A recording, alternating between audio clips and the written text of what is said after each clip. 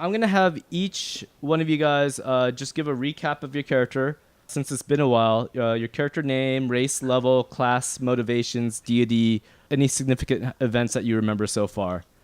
Just a 1-minute blurb. Mark, your first. Flynn Rider, chaotic neutral, halfling, bard, straight bard. He was sort of the most adept halfling in his little halfling town, sort of a big fish in a small pond. Just grew up with adventures of, all kinds of stories of adventures. And once he figured, he had grown too big for his little town, he set off to where the biggest world events were, and that was the walls of Tor'Dur-Dum. Just looking for adventure and participate in epic history. Marty? Okay, my guy's still called Nahum. He's lawful good right now, but I think I'm going to switch into chaotic good. We're all law-abiding and everything, and he believes now that, just because it's a law doesn't necessarily mean it's right. So he's going to fight for justice, but if laws get in the way of that justice, then he's going to ignore it. Okay, a little more selfish. Gotcha. And he's a cleric of? Mishkal, but I think Mishkal's lawful good. So I'm going to have to find another one that's not. Or neutral good. I think I'll be neutral good. Yeah. As long as you're good for the most part, we could probably make ends with that. Okay. And then Miles. All right, so my guy is Malachi. He's a half-orc monk fighter. He's basically a brawler. I think the history was with Nahum. They both broke out of an arena-type environment out in the Far East. Oh, I remember now the background. So Nahum was a prisoner, and Malachi was raised to be a pit fighter. And then Nahum was the one that kind of took him under his wing and kind of taught him the ways of Mishkal. And so essentially Malachi is lawful good, and but he's lawful in the sense that he has very strong, I guess, loyalty in the martial arts and also to Nahum's character. Okay, and who's playing Alzaeus today? Okay, I guess I will. Alzaeus is going to be some wizard has split personality, so depending on who plays him, he'll have that personality of that player. I think we'll roll with that and see how that runs. This is our 4th session of Chronicles of Astar. This is still the first chapter. Each player has their own reason for joining the dwarves in Tor'Dur-Dum. But you have found amongst yourselves new friends stationed in your cell group. Your first assignment was to defend the upper wall with some new dwarven comrades. Your group encountered a few hill giants and orcs attacking a ground patrol unit led by Ulrich. After an intense battle, the party had the unfortunate experience of witnessing the dead come back to life as the dead hill giant became a risen, almost crushing the life of Alzaeus. While in the dwarven fortress of Tor'Dur-Dum, the party quickly acclimated themselves to the new surrounding. The half-orc Malachi almost bested Ulrich Steeltoe in a drinking competition, but was best by 1 tankard of ale. Life in Tor'Dur-Dum has some of its charms, from the vast underground network of caves to the long wall which spans across the continent. One odd aspect are these lifeless machine statues known as guardian and opposing light automaton machinery, which lay eerily dormant along the fortress, the walls, and the surrounding area. The party has some interesting adventures while on patrol, such as a giant rust lord, a mimic, which almost sucked Flynn dry to the bone, and hill giants. I got jacked. You almost died on that one. Yeah. That's the one where I wasn't here, huh? I don't remember that. The wall patrol has been exhausting, and the burdens are being heavily felt by all because manpower is few. Yet the undead and other nasties continue to weaken the dwarven defenders. Where we last left off, the party now finds themselves away from the dwarven fortress and within a remote city of Zahar Nugarund in the wasteland, after fleeing across a broken bridge. The wasteland is a result of a cataclysmic battle which destroyed much of the land, resulting in an arid and inhospitable region in the land of Astar. Pockets of civilizations continue to survive in the wasteland as trading outposts, rich mining communities, and small military regimes. While stationed at Zahar Nugarund, you guys have been there for a few days, and you guys are doing menial tasks such as wall watch and patrols and other things. And this past night, actually, you had a vision. And you had a vision of the goddess Mishkal. Marty understands to be his god. Malachi also has worship. But for you, Flynn, and for Alzaeus, this is sort of the first encounter they see with this goddess. And in the middle of the night, while you're dreaming, you see this vision of a lady, and you can see the emotion in her. She's sort of frightened, sort of angered, and sort of feeling a little weary and tired. And she opens with, "Champions, I'm the goddess Mishakal, the light bringer. The bridge collapsing was no mere accident. There's a great evil that is growing ever stronger, and our strength is receding here in the lands. There's a great battle being waged, not only in this land, but also in the heavens. We believe the enemy is trying to counter our efforts in aiding you. We have foreseen the future, and with great risk, we are trusting you to defeat the enemy in this land, while we try to withhold them in the heavens. We have chosen you to be our champions, to end this blight that is growing across the land." As you wake up from the vivid dream, you're wondering if it was just a dream or something more than that. But after talking amongst the group, you all eerily discover that you've had the same vision. The city of Zahar Nagrind is one of the major hub cities in the wasteland. The soldiers that escort the caravan have taken up 2 rounds as the wounded and worn soldiers are on a return trip back to Tor'Dur-Dum. So they're sort of replenishing some of the soldiers in the city. Small merchants line up the busy streets in the early morning air. It is the best time for the outdoor activity is now, since it's early in the morning, whereas in the afternoon and evening it becomes unbearably hot to even sell or do anything outside. The arid wind slowly kicks up dust as you make your way to the city entrance.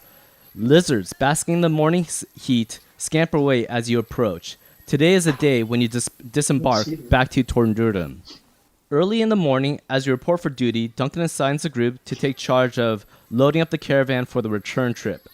There are now 3 carts for the return trip, and the gnomes and dwarves are busy loading up the cargo. The gnomes and dwarves are weary and pretty tired right now. From what you guys can see. Can everyone roll a perception check? Yeah, if you're a cleric, yours is pretty high. Well, not when I Not when you roll roll a 1. Yeah. Okay, That's from Malachi. so for everyone except for I see everything. everyone except for Marty, because he's just looking at the sky, going, "Man, it's so hot out here." But for everyone Dude, else, I'm a half elf. It's freaking hot. you guys, for everyone else, you notice that the gnomes and the dwarves loading up the cart are the same ones that were on the Night's Watch. So they're pretty tired. They've been doing double duties almost. You guys help load the inventory into the carts returning back to Tor'Dur-Dum. There are 3 of them. The gnomes have erected a swinging arm to hoist heavy barrels into the carts. During your load time, a tired gnome almost makes a fatal mistake as a barrel crashes to the ground. Dozens of dwarves and gnomes flee the immediate area. I want everyone to roll a reflex save, please. Oh, 1. Ha! That's what you get when you laugh at me. Yeah, you guys are rolling great. Damn it! I can't roll over a 10. I'm still like freaking out at how hot it is. Luckily, all you guys take notice, and you guys start ducking for whatever's nearby, maybe underneath the cart, maybe to the side, next to people, but you guys all manage to duck. And then you guys wait, and nothing happens. So everyone starts coming out of the clear, and they're starting to gather around. And then this one gnome comes up, he's like, "You dolt! You almost killed us all back there with the black powder!" You look, and the crash barrel has, like, black powder, like, spilling out of it. But luckily, it didn't explode. They start arguing against each other, but from what you could gather, it was basically because they're all getting real tired. One of the dwarves grumples under his breath and comes to you holding a final manifest. So who wants to take this parchment? Who's going to be in charge of this? I'll take it. Okay, Malachi. so Malachi takes it. And the dwarf comes up to you, hands it, and Malachi sticks out his hand. He's like, and the dwarf says, "Aye, now yous be careful with this load. No fires, no throwing, and no crashing. Or else, by Rerik's beard, you'll be kissing his forge tonight."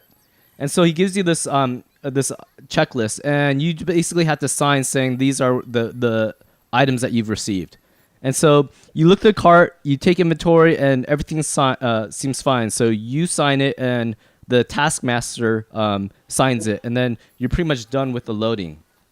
So as Malachi signs it, he gives a evil eye look to Alzaeus, or what are we calling him? Alzaeus? Okay, we'll call him Alzaeus. He's like, "None of that fireball trap around here, okay?" Can everyone do a perception check, except for Malachi?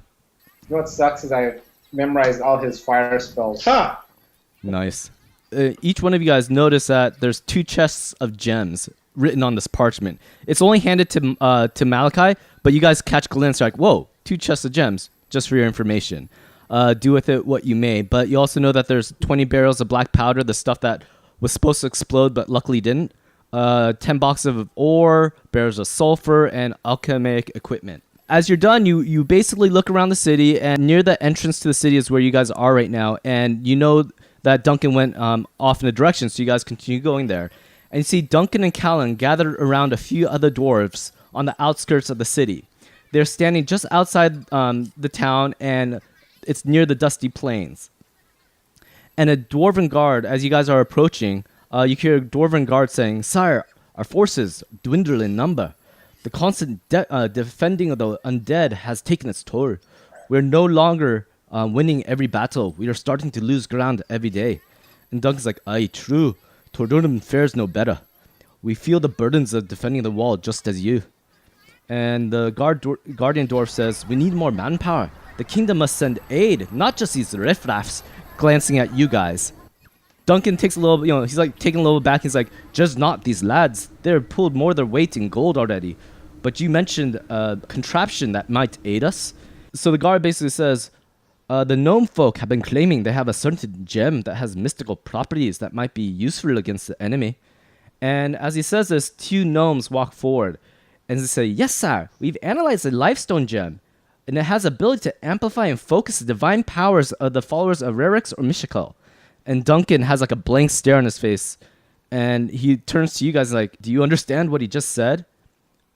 And do you guys comprehend what was just said? I heard Mishkal. That's a milestone. And so Duncan's like, he looks at you guys, and you guys have the same blank awe on your face going, "What?" And Duncan just turns back to gnomes like, "Bah, just show me what it does." Okay. And so from there, an old dwarf wearing priestly garments of Rerix comes forth, and the gnomes roll out a box, probably 3 foot by 3 foot, let's say. And within the center of the box is this gem, and it's like a brilliant pale color. And within the box, there's a bunch of gears, mirrors, and things and such forth. And it's all contained in this contraption of a box. And at one end, there's a lens that protrudes out. A whirling and wheezing noise emanates from the contraption as some type of blue liquid is pumped and splashed onto the gem chamber. The gnomes start tinkering with the contraption, holding various tools and spilling various liquids onto it. They look out to the desert field and yell, "Bring out the test subject 421." From a nearby shed, some dwarven guards come out holding long pole arms called man catchers. Now, these are long pole arms that are semi-hollow, and at the very end is a rope lasso. And so you could pull a string at the very end of the metal sheath, the rod, and you basically have someone entangled. And it's about 10 feet long. And so within the, they come out with these long pole arms. At the end of the man catcher is a lone zombie entrapped in the man catcher. So they're keeping the zombie restrained and bringing him out to the field. The zombie is stumbling, trying to grab its captors, and he's trying to gnash his teeth and trying to, claw their flesh, but he can't because he's sort of restrained. They walk out to the field and fasten the polearm to the ground, so the zombie is trapped in place. The dwarf priest starts chanting a prayer to Rerix, the god of the dwarves. Nahum, you automatically realize that this is a healing spell. And the old dwarf focuses his divine power into the crystal. A bright blue beam pulses out of the gem onto the field, hitting the ground near the zombie. And then the gnomes scamper to sort of realign and readdress the contraption. That kind of reminds me of Walking Dead here. Yeah, I know. I had that same vibe. I'm like, I want to recreate that because they had these like restraints and they were holding zombies in a pen. So his second attempt is made, and a bright blue light explodes into the chest of the zombie, penetrating the zombie, turning it to ash. Duncan and Kaelin are amazed by this, and they're like, "A mighty display of such weaponry. 'Tis may not be enough to win the war, but it'll help us defend against the undead. Let's have another go at it. This time I want Nahum to run the device." So he's asking Nahum to sort of give this contraption a try.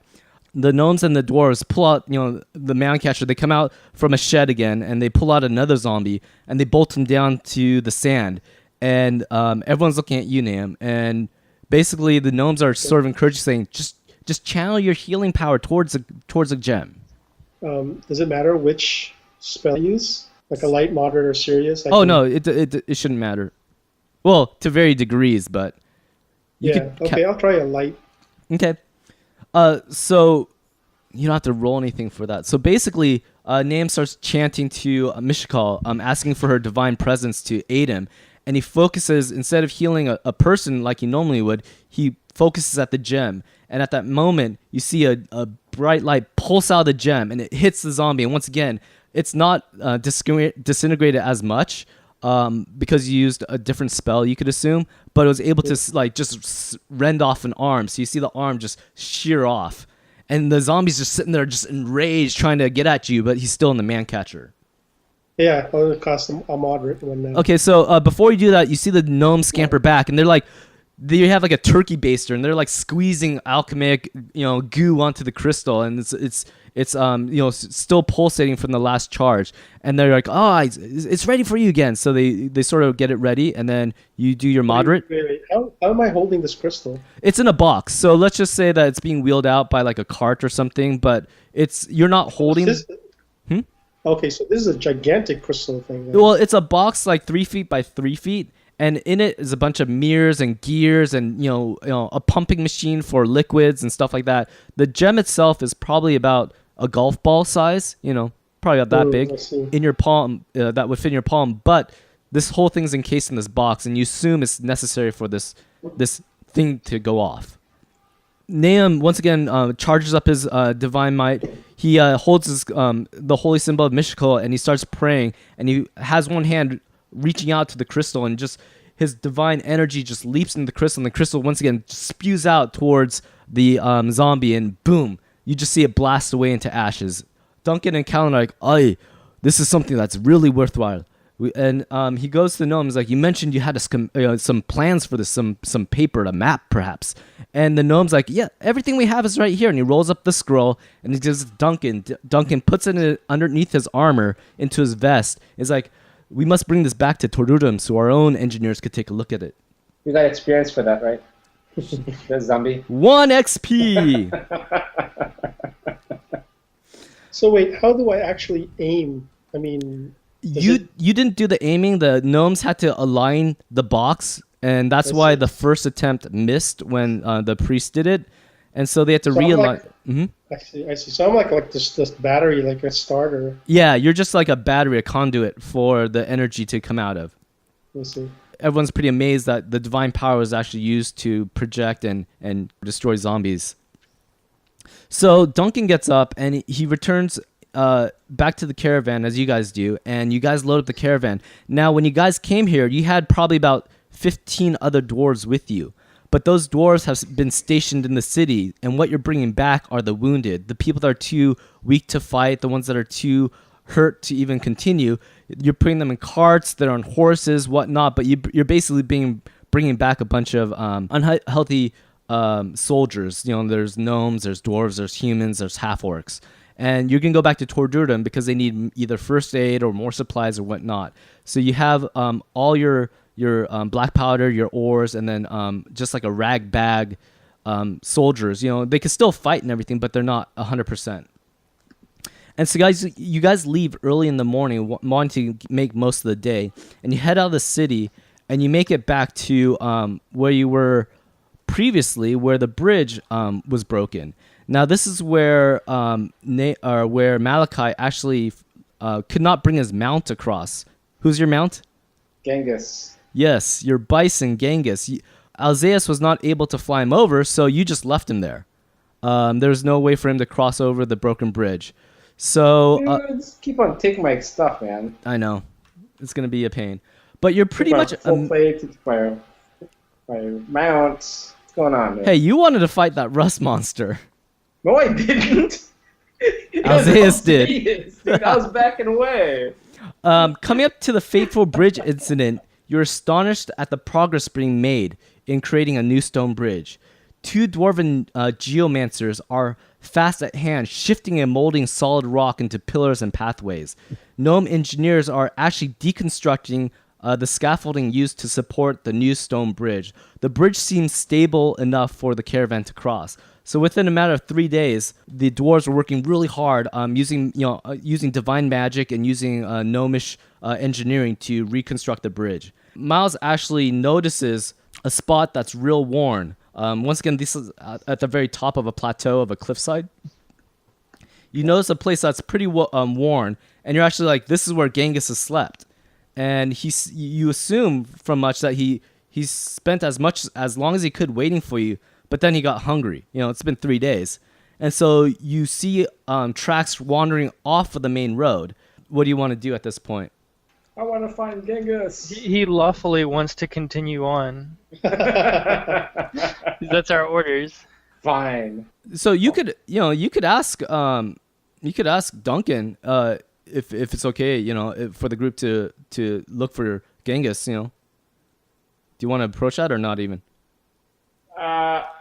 I want my bison back, but then I don't want to interrupt the storyline. Doesn't hurt to ask. Might as well ask. Okay. So how do you want to approach it? So you come up to Duncan, and what do you say? My faithful steed was left here during the battle. I would like permission to search for him. You point to where he was resting and the tracks, and even though it's been 3 days, the tracks are pretty well noticeable. He thinks about it, and it looks like the gnomes, the geomancers, and the gnomes that were deconstructing the bridge are returning to Tor'Dur-Dum also, because they're pretty much finished with the bridge. So he thinks that they might be a good replacement for the party if you guys want to go out and look for Genghis. Malachi looks at the others and says, "We should join me." Our tracker's over there. Oh, wait, which is a tracker? The ranger. Oh. Huh? Right? Don't you have tracking skills? You're a ranger, right? No, he's not a ranger, but he's the best I'm one a at bard. tracking. Oh, Am you're. I? No, Malachi had the best survival tracking. Yeah, I don't have any survival. Oh, you're a Well, I bard. do have survival. Yeah, you Okay, have cool. 5 or something, I'm 5. which is the best out of the group, I'm like Yeah. -1. Minus stealth -5. Wait, survival. Oh, I got 3. Yeah. I'll say Nam and Malachi were able to see the tracks pretty well. Flynn is like oblivious, like, oh, look, pretty birds. Tweet, tweet. Duncan gives you a word of warning. He's like, you shouldn't spend more than 20 minutes looking for Genghis, because the further you get from the caravan, the more dangerous it might be, and you definitely do not want to be stuck in the wastelands at night. So he says, just come back as soon as you can, and Okay. don't spend too much time looking for him. As you guys are going down the path, you guys are going down the slope of the cliffside, and you guys are getting more towards the sandy area, the sand dunes. This is not exactly where you met the Sarlacc before, but it's basically a wasteland desert area. And you guys are following the tracks, and I'm assuming Miles, since he knows his mount pretty well, can follow there's not too many bisons in this desert either, so it's pretty easy to follow the tracks. They're getting a little more recent. You see where he laid down another night, so that's the second night, and this is the third night that you guys are there, so you're getting pretty close. And in the distance, you actually notice a large animal, which resembles your bison, but there seems to be a few other large animals adjacent to it. You guys are about 200 feet out, and maybe 150 feet out. They haven't noticed you yet, but what you see are 3 centaurs. We're all technically half centaurs. Yeah. But these centaurs are more of desert centaurs. As you notice, they're built for the outside. They're built for the desert, arid climate. Wait, so what are they doing? Are we close enough to know what they're doing? Yeah, we'll bring it up to you guys. What they're doing with their axes to the half-starved bison. And are they fighting? Well, maybe they're feeding it. Yeah, they're not feeding it. That's a combat map. Wait, so basically, do I still have my horse? Are we on horses or no? Yeah, you guys are on horses. Except for Malachi? Yeah, he has a horse. Or yeah, you basically were given a horse after your bison went away. Let me borrow one. Let me paint the scene over here. You guys are in the midst of an arid desert. There seems to be a stream that divides between you and these centaurs. The centaurs are about 150 feet out, and what they've done is they've surrounded the bison. From this distance, you see nets and ropes that they're trying to capture the bison, and the bison is pretty much famished at this point, and it's resisting. It's like you hear it bay, and you hear it like sort of try to like gore the centaurs, but they're like hopping away playfully at it, and they're like whipping it, and they're trying to make it go towards the east. They haven't noticed you yet, partially because there's a boulder outcropping of rocks, maybe 15 feet in front of you. That's you're sort of peeking to the side, and you're like, you heard something, you peek to the side, you're like, there's Genghis, and there's 3 centaurs. 2 of them look pretty formidable. They seem to be wielding, the standard ranged arrows and long swords, and there's one that has a wooden staff. To the north, about 30 to 50 feet away, is like sort of a broken down wall, just for your information. So how do you guys want to approach this? Well, first of all, are centaurs actually, like, are they monsters, or are they kind of like a tribe? I mean, in this world, what are they? You could maybe think of them as they live in sort of like a tribe unit, more of like a shamanistic, wild type of a tribe. And then are they normally like a neutral race or evil?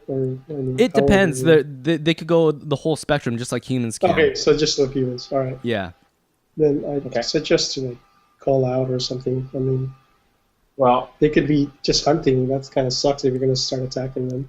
I think Malachi is going to try to like get in between the centaurs and the bison. Okay, they're like pretty far out. they're pretty far out. I want to like yell, get away from him or something. Yeah. Okay. So it would take you maybe 1 round to run that distance, like full on dash.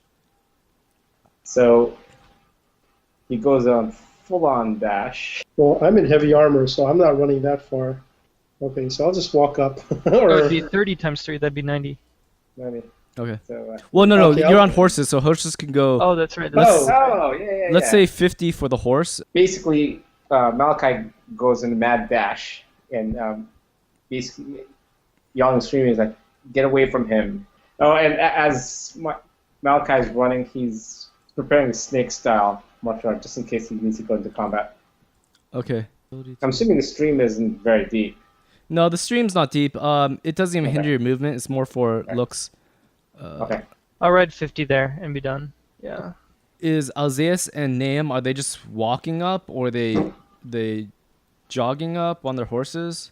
You guys are still mounted, right? Except for... Yeah, I'm riding up with Alzaeus is with Nahum. Okay. But And then, Malachi's going full speed. and then Flynn?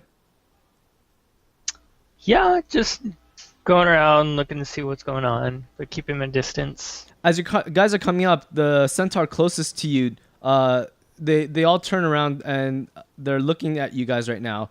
They still have Genghis entrapped in ropes and a net. As Malachi starts coming up real close, he's like, "Walkers, move along. This doesn't concern you." There's a It's called you a walker, dude. no walker, 2-legged walker. I know. Okay, I thought you said He's wanker or making something. fun of you. Basically, that's what they did call you. Yeah, wanker. And for them, it is that. Basically, Malachi keeps him like as he's charging towards him. He's calling you physically challenged. That's what he's calling you. Yep. He's instigator over here. Yeah, Malachi keeps on charging. He's like, get away from him. He is mine. They're like, how do we know it's yours? You could even be lying. I told you to call him over. Wait, so are we having this full conversation as I'm charging? Yeah, as you're charging, I guess you come close, and are you gonna get where are you Well, gonna you're going to stop? attack? No, I'm gonna get in between them. They're sort of entwined within. They have ropes and nets around Genghis. You can't get in between them unless you want to get entangled. Also, Well, I'm basically gonna get in their way before they use any like weapons on them. still mounted. Now I'm gonna dismount. Okay. I'm pretty tall guy though, so. And then so I'll have you guys move a little closer if you want to. Alzaeus was dismount as well. Okay. They can't dismount. Yeah. So as you guys are coming in, you see that they're trying to rein Genghis away. They're like, you don't know who you're messing with. We're the Shantar Raiders. Okay. You're right. Yeah. Faders? And it's like, You're right. We don't. it'd be best if you just moved along. And so they're like, we found this, and we're taking it. 2 of the centaurs, the one closest, Intimidate. the one closest to you, they're starting to draw weapons, and one already had a bow notched as your rate coming in, and they both look at the I go in dragon stance now too, by the way. Okay, they both look at the other centaur, the one that's darker, and he's like, "Get him, boys!" And that's when the battle starts. Oh man, I didn't even call him out first. I was gonna say try it. So they're starting to attack you guys. The one closest to Malachi goes and he tries to attack you. So the lead centaur, the one closest to Malachi, swings with this longsword and then also tries to pummel him with his hooves, trying to knock him off the horse. But Malachi was easy to defend them. It basically, he was able to react in time. So Malachi I dismounted, remember? Huh? You just parry the blows pretty easily because you're sort of expecting the attack. Okay. Next is Flynn. Go after the shaman. Oh, is that what that is? The leader. Go after the leader. Where do you find those? I'll cast Grease. Did you use attack dialogue? Any creature in the area must make successful reflex or fall. Creature can walk within through an area at half speed with DC 10 acrobatics. Failure means it cannot move that round. Okay. So you cast a Grease and this pool of oil just sort of envelops the centaur, but he was able to skip aside of it, and he was able to not be affected by it. Since he has 4 legs, he's also a little more stable. This is all flavor text, by the way. He rolled an 18. So the Grease did not seem to do what you planned on it. This round. Is dismount a move action? I want to do that. I don't want to be on the horse at all. Yeah, so you could dismount. Yep. I should have put you guys in horses, but oh well. Well, we're all dismounted already, right? Yeah, I'll just assume you guys are all. So, the centaur warrior behind Genghis, the one northmost. Oh, we got the spellcaster, eh? And he points his arrow at you and he lets them fly. So he was firing obstructed? Probably. Yep. But it wasn't. You were able to duck the blow. You were able to duck this the arrow that he launched out there. Nam. Here we go. Attacking with my Morning Star, please. More than a 1. Okay, 10. 16. He deflects it with his hoof. He moves your mace aside and he just kicks your hand with it. Alzaeus' turn. Alzaeus casts Fireball. This is Where is the it? fireball. I don't see it. Oh, jeez! How can I drag it? Here, I'm gonna make it a token. You could drag it. You know Azaleus. Azaleus will aim for Malachi. Yes. Right there, right? Perfect. Look at that. And we'll ignite the oil. Yeah. Wait, so if you miss with this, can that thing move? No, I can't miss. No, it doesn't. It's a reflex throw. So he starts chanting, and you notice this. He's casting one of his favorite spells, and he decides to launch a fireball so it hits the outer centaurs. The centaur that launched the arrow at Flynn is hit by the full blast of the fireball. It does. Can you roll the damage on that? 17. Well, that's a pretty good hit. How's Grease? The ignite as well? Yeah, the grease ignited. So that guy. Can you do a 1d4? I think that's what it is. Wow, 4. So the fireball took effect, and you see both of the centaurs just wince in pain as their horsehairs are just lit on fire, and the one that was on grease is basically embalmed and blazed right now. The shaman comes up, and he starts waving his stick around, and he starts chanting, a language you can't really tell, but basically... Wait, can I be shouting? While I'm fighting, I'm shouting that this is not worth your lives. Okay, so you're trying to discourage them. Yeah, I'm like, this isn't worth your lives. It's a buffalo. Leave. They hear you and they're in midst of combat right now, so they're not really fazed by your words. But he starts chanting and he points at the ground, and all of a sudden, oozing cloud just envelops the party. And I need everyone to roll a fortitude saving throw, please. Yes. Actually, Marty, you weren't in the cloud burst. Yeah, I'm more defense, I think. Every time I try to roll that attack. What? You weren't actually. What, I'm not? No, it was right around you. Flynn and who else is that? Alzaeus succumb to the toxic fumes, and you see them just stagger, and they're choking and they're coughing right now. For Alzaeus and for Flynn, you basically can only perform one action, one move action. You're unable to attack or cast spells or concentrate on spells or do anything else requiring attention. The only action your character could take is a single move action for your turn. Alzaeus is sick for 3 rounds, and Flynn is sick for 6 rounds. Oh, Oh, that's not good. Malachi, it's your turn. I have the centaur warrior in front of me. Wait, was Malachi affected or just? No, he's not affected. He yells at the centaur, "I told you to leave him alone," and then it goes for a punch. A jumping punch into face. Wapa! Assuming I hit. 20 on the No, it's not a natural 20, but yeah, augmented 20. You hit? Okay, so it hit. You basically are connect to his face. You see his face sort of buckle in. The teeth sort of like are starting to warp out as you did some pretty good damage to him. And man, 9 points of damage. Okay, he's pretty wounded right now. You see that his face is broken in, and he's like spitting out his teeth. He's like, we can deal with you.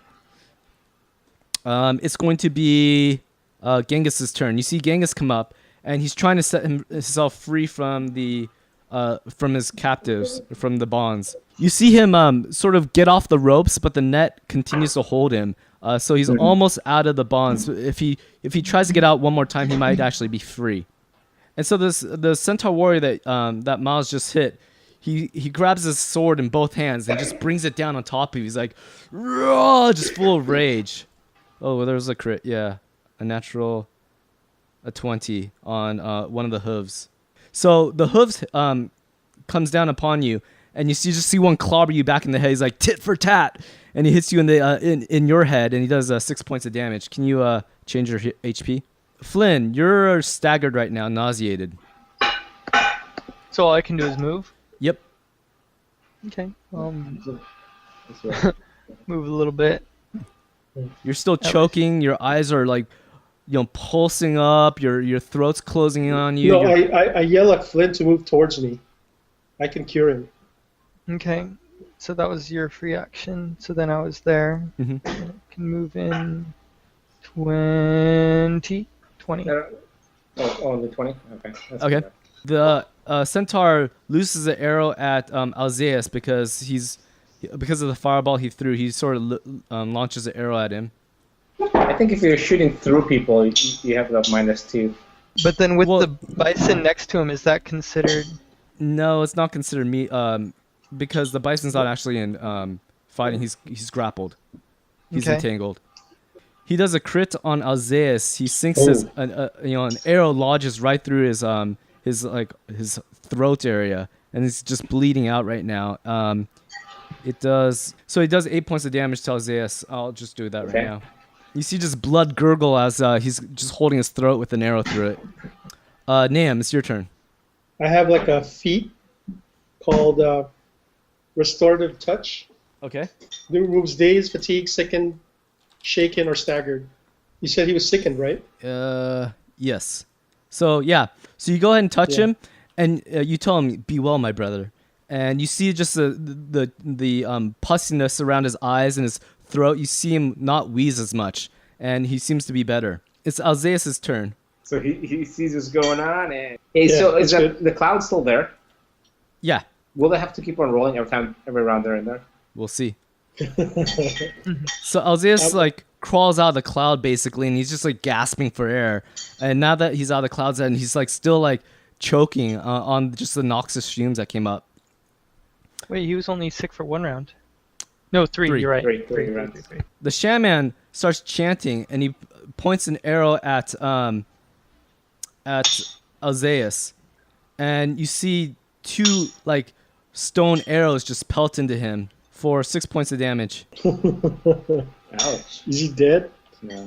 Yeah, she has a lot of it. So you see that the stinking cloud sword is starting to dissipate into the air, and it's Malachi's turn. Can you make a fortitude check? Oh, yeah. Okay. It's like I've smelled worse. I smelled Alzaeus. This is nothing. This is nothing. Yeah, that same guy. And do power attack again. He was sort of expecting the blow, and he's like, "That's the best you can do." Oh, peons. And so they're starting to get all cocky, like the group, because they have you where they want you. Genghis is going to try to escape out of the net. That's the only thing that's restricting him right now. His horns sort of like grab the net and it rips it out of the hands of his captors. So now he's pretty much free or from the ground. You see him get back to his feet and he's sort of like all huffed up, all looking all vengeful right now. While he gets up, though, each one gets a opportunity of attack. So the first one hit, second captor missed, and the shaman using his wooden staff misses also. So one of the centaur warriors, the one that's been fighting Malachi, was able to damage the beast as he was coming up for 9 points. I'll do that. So the warrior that's next to Miles is pretty weary. So he takes a 5-foot step back, and then his other action is to sort of go behind the centaurs. Now that Genghis gets a attack. So that's right. So he has to roll. So do I, right? Not get an attack of opportunity for the 5-foot step, but No. he does have to roll for the grease. Yeah, Okay. for the rest of the move. Yeah. So I'll go and put him right there. He backed out diagonal, so that was his 5-foot step. Let me do a saving throw. I think it's acrobatics now. Hey, do you take damage from the firing grease? Oh yeah, let me do that. I'll just damage him. Can you roll 1d4 for Alzaeus? 3. Okay. He's on fire till he gets out of the range. He rolled a 10. He made it. Yeah. So after that, he starts withdrawing. He's out of the fire now. He's not lit anymore, and he's behind his comrades. Okay. Flynn, can you roll a fortitude check? That's not looking good. Yeah, even though Nahum touched you for a brief second there, you felt fine, and you were able to control your breathing, but all of a sudden the fumes just come back in your system, and you're just sitting there again, just choking. I'll give you the original your original time unit on that. So the one that shoots the arrow basically continues firing lobbing a bunch of arrows at Alzaeus. 16, does that hit? Who? Yeah, Alzaeus, it barely hits him. 16. Another arrow launches into his shoulder as Alzaeus gets hit for 3 points of damage. I'll do that. How much? 2? 3. 3? I have 18 left. Maybe I'll heal him soon after you. It's Nahum's turn. Heal me from this wretched sickness. I'll burn these things alive. How much damage do you take? Okay, I cast a moderate. So No. The Wait, what? sickness. Second cast fireball. Okay, so what are you gonna do? I'll cast restorative touch again. So you feel that he gets back to his senses, and he's not coughing anymore. It's Alzaeus' turn. So, thanks, Half Elf. That's all I needed. And then with his eyes blazing red, he casts another fireball right in the midst. Okay. I can do it so it doesn't hit the Genghis. So all three of them basically. Yep. Yeah, you can hit all 3. I totally can. Okay. So another fireball erupts from Alzaeus as it damages the centaurs. So- Species 18. okay. This guy is dead. He's dead too. The shaman's up next. So both of them get hit by the fireball. The centaur, can you roll for damage? I He did. did 12. The topmost one succumbs to the fire, and you hear him neigh real loud and just collapse on the floor. And the one that next to him is looking very wounded. Also, the second fireball he's taken on. He's just at wit's end right now. He's starting to reconsider his life options right now. The shaman starts withdrawing, and he's going to do a move action, which is 50. And he's like, it's not worth it. Take it, but I'll leave you a present. Or I'm using my dwarven accent right now. Sorry about that. It was a present. Everybody's Scottish. Everyone's Scottish. In celebration of, well, actually, they are nothing to celebrate Yeah, about. are they independent? No, they're not. Oh, okay. So what happens is he pulls this necklace or talisman off of his chest and just throws it out of the ground and starts summoning something, and you see this just whirlwind happen. The ground starts shaking as he's chanting. Well, I healed you. What was that? So you hear the ground rumble as something just erupts out of the ground. As Alzaeus casts Dispel Magic. Oh, great. What is Oh, that it's thing? Dune. It's Shai Halud. So you see this big brown worm emerge out of the ground. The ground just like breaks apart as his head comes out, and you just see this this large worm erupt out of the ground. And you see the smirk off the centaur, the shaman's face is like, take care of them, my pets. And he just walks, he just continues. And that's the end of us. We're all eaten. I cast a desummon. Malachi, it's your turn. Oh, it's a baby sandworm. Oh, it's small. Well, this is because it's vertical. You think that if it was laid out, it's probably about 30 feet, 40 feet long. And its mouth is probably 10 feet wide.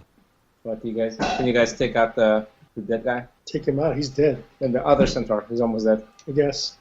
We should go on the rocks. I'm gonna go wrestle this thing. So he leaps out. Wait, is there anything I can hold on to? Any sensitive areas? Something I can grasp and destroy. The mouth, there's like a flower leaf opening mouth type thing. I was just gonna go for a flying kick. And you see that he's pretty heavily scaled for a worm. Okay, so go ahead and roll your attack. Flavor text. I'm gonna go in and start prying out the scales from his body. Nice. In truth, I'm just actually just attacking him. Mm-hmm. Oh man, what's up with these rolls?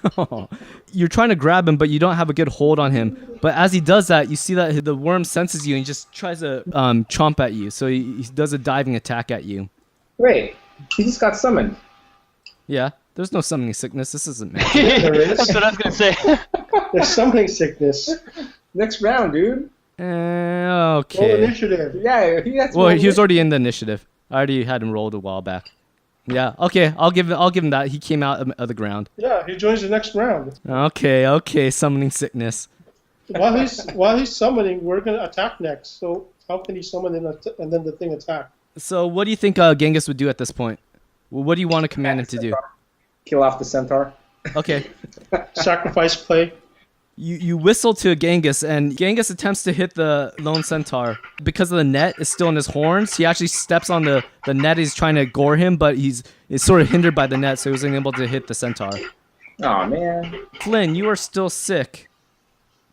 I'm going to make my way into the stream to hopefully either alleviate some of it or otherwise just I know there's usually bedrock under streams and I'm feeling like this is sort of a tremor situation and hopefully it won't be able to dig up under me in the stream. So you trying to go underneath the water or what? Make No, a roll just so I can on the stream. I'm just moving that way because all I can do is move right now. Okay. I'll allow you to roll another fortitude check. Go ahead and roll right now. Oh, well, can I roll that first? No. When you're in the water. Oh, good. Okay. Oh. Because of the combination of the water and you like trying to douse yourself, put your head underneath, and the stank is pretty much coming off of you. You're able to shake off the nauseated effect. Nice. So would You're that done. have been all of my actions? Yeah, that's all Okay, your action. good. Sweet. I understand. The other centaur that's been firing the arrows takes note of the shaman withdrawing. He sort of takes a 5-foot step into his fallen comrade, and he starts galloping away along with the shaman. Basically, they're feeling like it's not worth it. Let the worm have its lunch, and they're leaving the area right now. Nam, it's your turn. I don't know, guys. You guys want to keep on fighting this thing, or we'll pull back? I don't know a good way to escape it. I feel like it's gonna have a greater move than we would. Go ahead and roll. Go ahead and roll your knowledge. I think we should tactically redeploy. Knowledge 9. Okay, 9. 9 there. Boom. Oh, Okay. and I rolled a 2. Great. Yeah, you weren't able to remember anything. You weren't able to recall any important, relevant information about this brown, huge worm, desert sandworm. Okay, it's Alzaeus' turn. Wait, I haven't done anything. Oh, Niam, sorry. I cast Bless. +1 attack, +1 saving throws. You should always stay next to me. I'm telling you. I can't help you if you're always far away. Alzaeus' turn. Trying to figure out, should I cast that mage armor? I think Start he backing up. has a very aggressive playstyle. He'd go running in. Just stay close to me so I can Sword. heal. He'd do like a scorching ray or something. Yeah, that's what I was thinking too. Because I mean, there's only one of them, so. The searing light hits the worm in the side. You see the centaurs basically hightail out of there. They roll full sprint, so they are out of the picture for now. Malachi. Okay. I do the same thing. Try to pry the scales off of it. So it turns around and you can ride it. Yeah. Get some rope. You were able to. Yeah, you have a good grasp on the worm as you start prying away the armor scale, and you hear it just rend and rip away as you're tearing through it. Go and roll damage. 16. There's a power attack, my strength. Actually, subtract 8, so do 11. Okay. I'm trying to figure this out. The worm, he sees you ripping his armor out, and he just takes a snap at you while you're there. Does a 19 hit? Nope. Since he missed, I get a free attack on him. Okay. So snake out. With you continue ripping it apart as it's trying to bite you. 10 points. So what do you want? What do you whistle to Genghis? I'm assuming Genghis is gonna. He takes he's picking away at the worm, and he's actually like lifting the worm out of the ground even more with his horns as he impales it. Oh, 21 damage. Jeez, it does more damage than all of us combined. Dang, dude. Can I buy one of those? I know. How do you get all this money to buy a bison and we didn't? Flint, it's your turn. You are about 60 feet away from the action right now. How far can I get in though? This far? Yeah, he's still within your bounds. Everyone still gets +1. Okay, so you get a +1 attack then. Oh, well, I'm just gonna do Bard Song. Okay. I'm too far. Yeah, no problem. But just so you know. Yeah, Inspire Courage. Nam, it's your turn. Okay, I cast Cure Moderate Wounds on Alzaeus. 19. So go and heal Alzaeus for 19. Alzaeus, with a fresh breath of life, comes to you, and what would he do? Scorching Ray, baby. Alright, that's touching. That hits. Hit. The Scorching Ray once again pierces him in the side. 12 points. Take this. Malachi, it's your turn. Keep on rending the armor. Keep on rending the armor out. Okay, you're just like pounding away at them, trying to get to the soft skin underneath. The supple body. +1 attack. Or +2, right?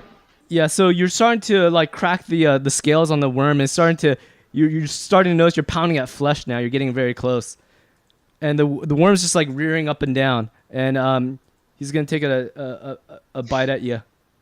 Hey Flint, so do you have a black arrow? There's a chink in its armor, I noticed. I tell the sparrow. Can't afford that yet. We didn't get a lot of gold. He tries to take a bite at you, but once again, you definitely move out of the way. Genghis comes in and he rears up to do the charge, to do another gore attack, and he hits, but the scales just deflected the blow. And Flynn, it's up to you. It's up to me.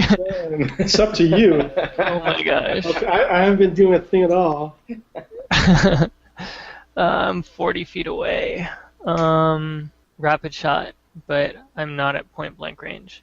So first attack, second attack. Wow. Okay, those are good hits. So 9 damage. Nam. I will attack. Oh my gosh, Alzaeus is gonna get the kill. That's a Where's solid Jojo? He would love this. Okay, looks like I hit. Yeah. He's it's a gonna hit. revel in this if you don't do enough damage. Unless he happens to want to cast maybe like mage armor.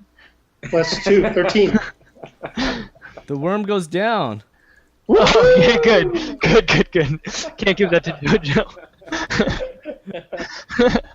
Was that red thing that No, was it's reach? +2. +2, that's 13. Okay. Oh wait, I get to attack Nam. Sorry. Attack opportunity on you. Yeah. I don't think actually it won't kill him. Huh? I mean, even if you hit him, it's not gonna kill him. Yeah, but I need to try to do some damage.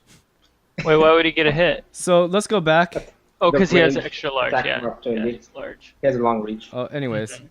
Let me go and try to attack him. So that Bard Song, does that give me +2 armor as well? No. I'm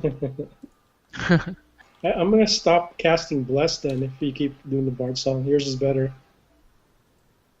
I could have done something else. So let's bring you back over here. When you get over here and you're trying to approach, he's gonna attack you, and he hits you. Okay. Okay. For 11 points of damage. Can you change your damage? Then I hit it and it's dead. Yeah, hold on just a second. We should have called hey, you forgot. As opposed to, hey, wait a minute, didn't I hit you? Yeah. When he hits you, he actually gets a grapple on you. So you are actually grabbed in his mouth. And then I hit it its tongue and it's dead. No, you're grappled. Yeah, you're grappled or Oh, you're. then I call you forgot. That's true, dude. That's my call then. Miles mentioned it. He already did damage. Yeah. Let's play it out. No, he already rolled it. He's I dead. rolled it. He's dead. Okay. Okay, it choked on me while it was grappling. Fine. I grabbed its tonsil, and while it was trying to swallow me, it died. Oh, fine. I'll give you guys he that called one. it on me before, dude. Yeah. So he He's died. rolled damage. Wait, so what's that red area? That means if His you reach. so if I stayed away from that, he wouldn't have gotten an attack of opportunity. Yeah. Okay. If then you didn't he can't cross attack into it. So after all said and done, the worm pummels to the ground, lifeless, as Nahum stands over it with his mace, just delivering the final bloody pulp of a blow Through the fleshy area that I pried out. through the steel. fresh area that Malachi's been prying out. While he's in its mouth. Yeah. Yeah. It choked on it. So I grabbed one of the giant scales and I pried out of this worm. I'm like, this looks like a good shield. I put it in my back. It's probably only about six inches. Yeah, it's flavor. Okay, that is fine. No, sell it to Alzaeus for his ingredient list. His ingredient list. Salvage what you can. Okay. So you guys are pretty much finished with this battle. Genghis is sort of emaciated, looking very skin and bones. After being without really any food, he has a little bit of water here, and that's how he got caught. Huh? Are buffaloes omnivores? Ooh, purple. Feed it worm flesh. I don't think I could they summon eat some meat. pretend food. There you go. Someone's a pretend food. There you go. I like that idea better. I can make it delicious. Actually, he probably has it in his pack that he couldn't reach. Hey, I say we track the centaurs now. do you guys want to? No, we Nah. have to go back. Go back to the convoy. Okay. Coming back to the path, you get back to where the caravan is. Miles, you riding Genghis now or no? I don't know how badly emaciated is it. Okay, so you give him a little bit of break. He's sort of cheerful to be back in your presence. He's very glad that he's away from the centaurs. And you guys catch up with the caravan. You ride a little hard to get caught up, but the caravan was moving pretty slow since there are 3 carts and a bunch of wounded. You guys meet up with Duncan, and he seems pretty pleased or pretty happy that you were able to find what you're looking for in the fields. Oh, he thanks the party for helping him retrieve Genghis. Oh, okay, Malachi does? Yeah. So the caravan arrives safely. This is near dusk to Tor'Dur-Dum, and you actually arrive near the Griffin Gate. Duncan and Callan are excited about the previous demonstration utilizing the Lifestone gem, mixing it with the divine arts. You actually capture a glimpse of hope within the eyes of Duncan and Callan, eyes that have seen too much sorrow and death of lately. Duncan wishes to get these plans to the Alchemy Guild right away and puts you and Callan in charge of the inventory. So you guys bring up the carts, and he runs down to the Alchemy Guild with the schematics in his hand. He pulls it out of his vest. The Taskmaster does a routine inspection of the cargo and notes the quantities listed on the manifest and signs off on the shipment of goods. So he basically takes the paper away from Malachi and verifies that everything's still in good order. You guys didn't lose anything on the caravan on the way here, so he signs off on it. However, the signature that he needs from you guys, he looks at you guys like, you guys aren't up to par to this. I need someone with authority on this. And so he's asking you, he needs Kalen to sign off for it. So you guys look around for Kalen, who is tending to the wounded soldiers and assigning them to medical aid. And you basically hunt him down. You're like, Kalen, we need your signature on this. And he goes back and he signs it. And you guys are all good. So I guess next thing you guys would do after this would be to go get Duncan to figure out what's going on with him in the Alchemy Guild. Colin shows you where the Alchemy Guild is, and you guys get there, and you see Duncan like laying the schematics on a table, and the gnomes are all hunched around it. And he's looking at it too, and you hear the gnomes talking and saying, "Sire, I think we might be able to manipulate this into a device. Give us a week's most, and we might have a prototype for you to take a look at." So he seems pretty happy about that. He sees you guys come in the room, and he's like, "Gather around here. The gnomes have a plan for this," and he shows everyone at the table the schematics. Do you guys say anything at this point in time, or do you guys want to do anything? No, I'm listening. No, just listen. Okay, you guys have pretty much all heard this at a character level. Is Duncan is now, through various things you guys have noticed, he's been called sire, royalty, and stuff like that. So your characters know that by now. Okay, so do you guys want to address anything with Duncan at this time, or do you want to just continue? Well, I think we're going to allow him with his full facade of being royalty and not showing it. Okay. So as he's showing you guys the schematics, you guys all huddle around it, and the gnomes are trying to describe what they're trying to do, and all you can really see is some sort of like artillery or cannon-like. That's all you could really gather because you guys aren't really versed in their, I don't know, their steampunk ways or whatnot. But as you're looking at this, a dwarf comes in and he's like, "We got a shipment from Zahar Nagarund." And he's basically saying, "We got an incoming shipment." And Duncan's like, "We brought a lot of goods for you guys." And so, he's dropping off the equipment. He's like, "We have 18 barrels of black powder, 10 boxes of smelted ore, 6 boxes of sulfur, and 10 boxes of alchemic equipment, and 2 chests of gems for you guys." And so the gnomes are pretty happy because they're running low on supplies. With that, can everyone roll perception check? Finally, I'm not wool gathering anymore. Okay. So the second one was Alzaeus. Malachi and Nahum look at each other, and they have like a quizzical look in their face. Can you guys figure out why? Wait, say that again, please. Malachi and Nahum have a quizzical look at each other, and they have like a puzzled look, and they look at each other, and they both have this, huh? Do you guys know why? Other than this barrels being spelled wrong? No. Yeah, that too. But oh yeah, my bad. The dwarf bringing the shipment in said 18 barrels of black powder, but the inventory was signed off for 20. So Yeah. Nahum and Malachi is like, wait. You notice that? Yeah, you guys noticed that. You guys are like, that can't be right. We just signed off for 20.